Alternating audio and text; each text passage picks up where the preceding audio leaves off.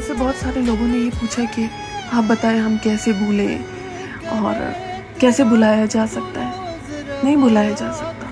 मैं झूठ नहीं बोलूँगी, झूठे दिलासे नहीं दूँगी, आप कभी भी नहीं भूल सकते। हाँ, वक्त ऐसी चीज़ है कि वक्त आपको जीना सिखा देता है। उसके बगैर वो तकलीफ़ ख़त्म हो जाती है आहिस्ता आहिस्ता करके। कम आपको ज़ख्म होता है ना, चोट लगती है, देखिए शुरू में कितना दर्द होता है, लेकिन आहिस्ता आहिस्ता करके वो ज़ख्म बढ़ता जाता है, सिर्फ रह के जाता है उसका निशान, और कभी कभी तो वो निशान भी नहीं रहता।